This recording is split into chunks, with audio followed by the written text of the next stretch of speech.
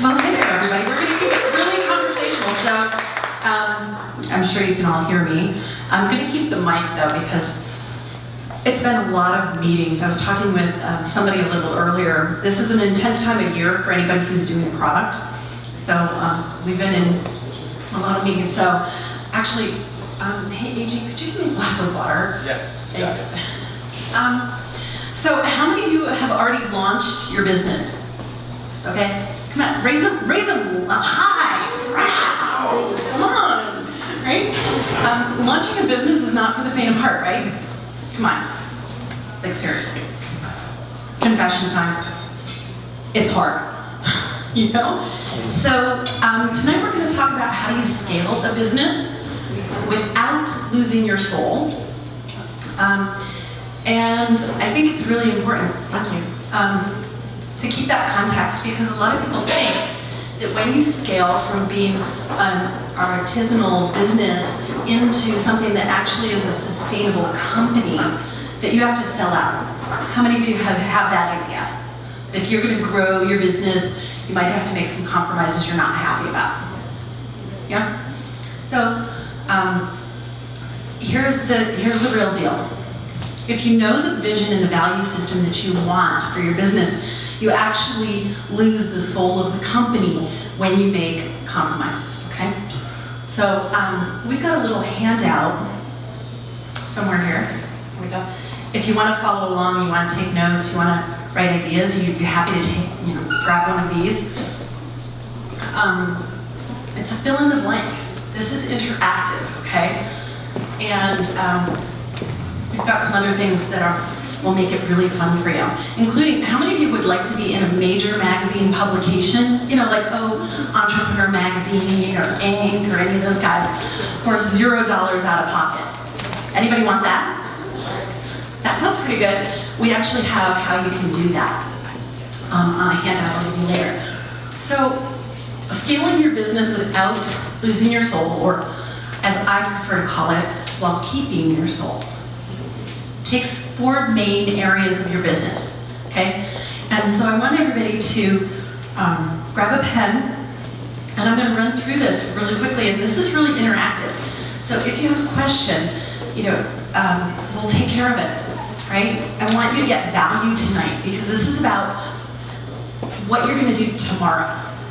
I am not a theoretician.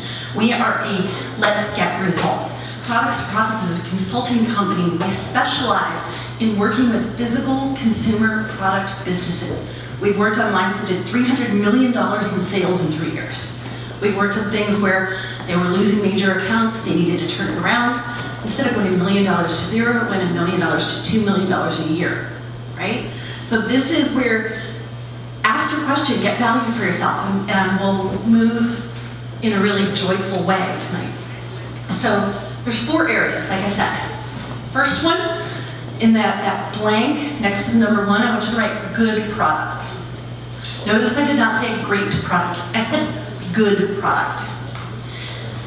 The reason I say good product is a lot of us as creatives, we will fall in love with our product and we will stay focused on our product way longer than we should.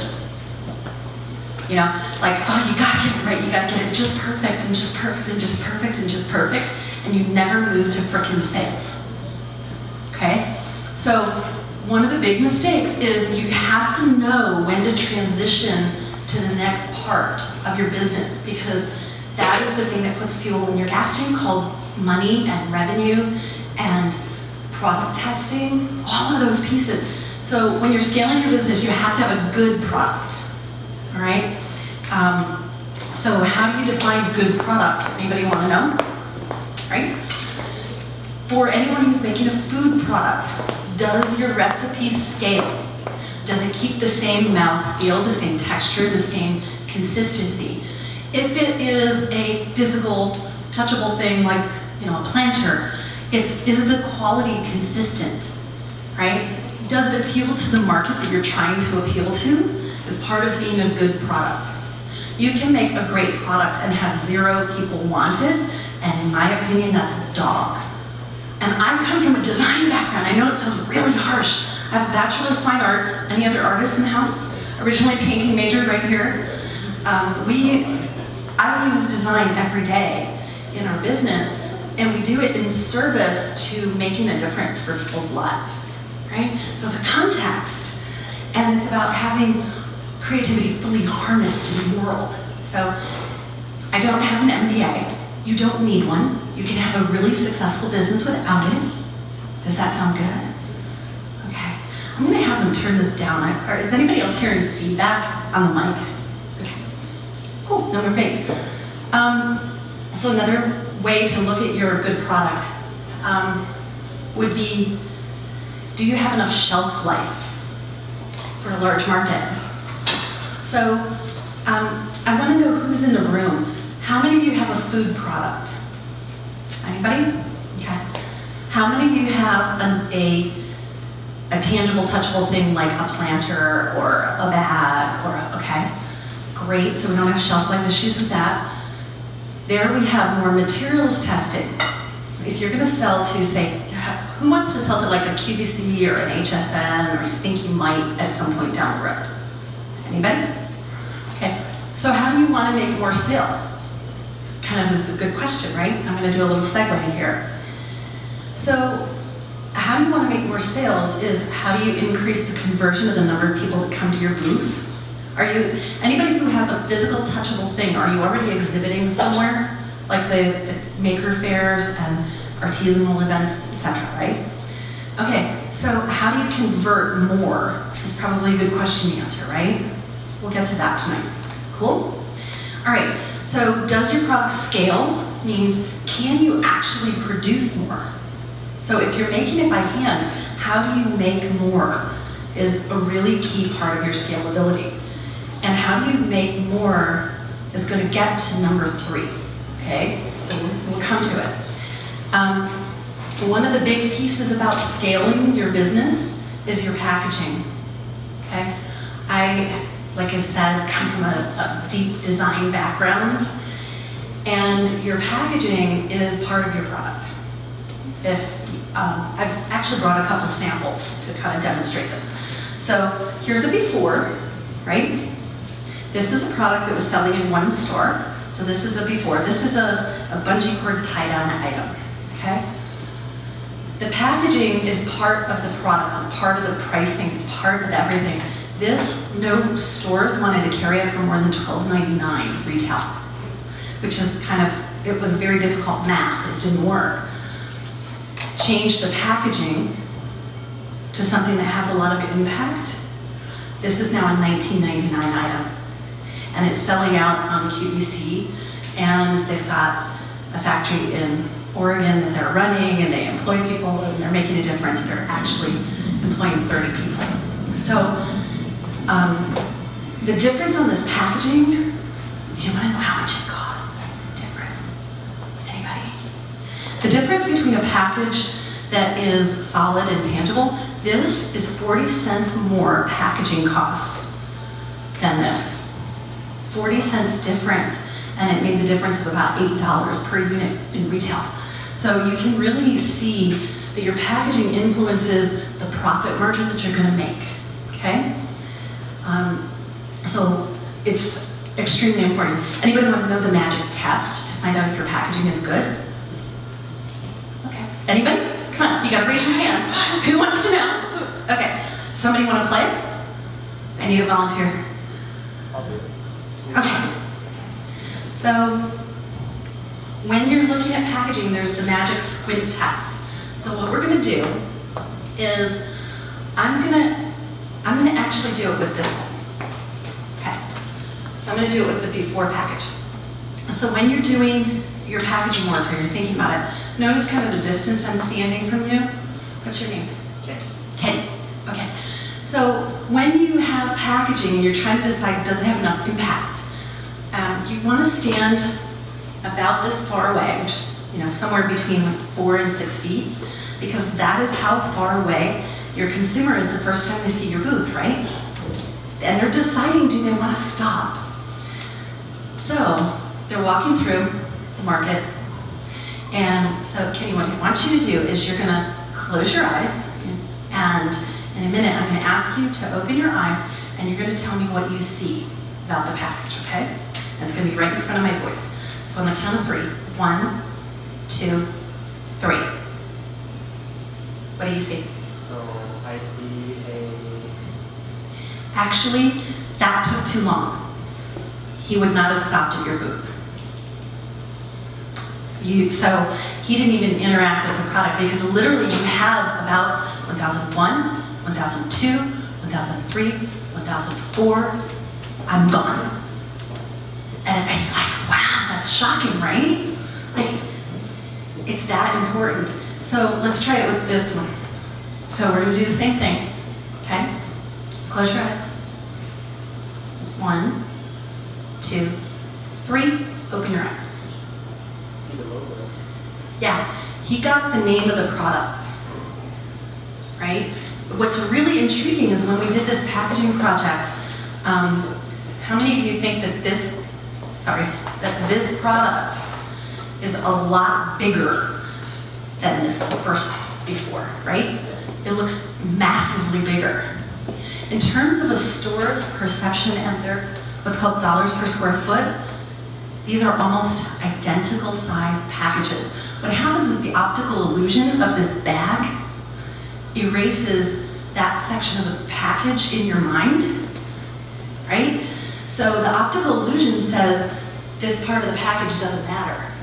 So what that does is that in your brain goes to the value perception of the product, and you just lost like half the value perception. Crazy, right? Okay, so the other test you can do is, we'll use this one. Another volunteer. Okay, so actually I'm going to use a different product. This will be intriguing. So the other thing is, I want everybody to show me your best squinty, like squint. Squint like you're trying to read something, but you're not sure, and everything gets all fuzzy, right? Yeah, that's your, hey, I'm gonna look at my packaging eyeballs, right? That's the squint test. So I want you to squint and kind of open your eyes a teeny bit, and now tell me, can you see anything on this package? What do you see? I see power safe. Yeah. If somebody's squinting at your package, they lose all the detail, and it'll tell you whether your brand has impact for them, okay? So when you go home tonight, and when you're in your office tomorrow, I want you to pull out your tags, and I want you to squint at them. If they can't see your logo, you need to change that, okay? So that's the squint test. So the second thing, if you're writing notes, the next thing you need is a good list of prospective buyers. And one of the things I love about tonight and about the events that Fran and Shauna and Willow are putting on is that helps you get a good list of potential buyers. What I want you to do though is I want you to leverage it, okay? How many of you have an email list and you regularly collect email addresses and communicate with people after a show? Okay. Before you go to the show, a best practice is to actually have a follow-up system in place. And I know from my days in 16 plus years of trade shows that can be one of the hardest things if you're not used to selling, right? Who has selling resistance? Awesome, thank you for owning it. What's your name? Sarah. Sarah, I love you. Selling resistance is actually one of the things that if you can get your mind around it, getting over selling resistance will be a very big help to you. Would you like a magic clue? Okay. Since you owned it, I got a couple people over here who said yes. Oh, does everybody else want to know too? Oh, okay. So if you have selling resistance or you want to get more comfortable with selling and talking to people, have the context that is a service to them. If your product is meant for them and it's going to make a difference and it's going to beautify part of their life, you actually have an obligation to have a conversation about it. You know, like it serves them. And I think that the biggest thing is that it's easy to kind of sit back and think that, oh, if they like it, they should just come to me. Right? Like, come on, that's sort of where we come from with stuff, right? So if they like it, they'll come to me. Or if they want it, they'll find me. How many of you are actively looking for any item right now to buy? As a consumer, you are on a mission to buy a particular thing. Anybody? What is it? What is it? A floor loom. Okay, so you're like a fiend about floor looms, right? Does that mean that you're never going to buy a purse while you're looking for a floor loom? Right? But you're not actively looking for it, so it's not like you're out there searching. Somebody's got to actually put it in front of you, right? Whatever the next thing is. And we buy in buying cycles too. So this is kind of interesting. People buy in groupings. You know, if you become a mom and you buy a stroller, you're going to be buying a car seat and onesies, and so you're buying in adjacent groups, right? So you want to look for the adjacencies of what else are people buying when they buy your stuff.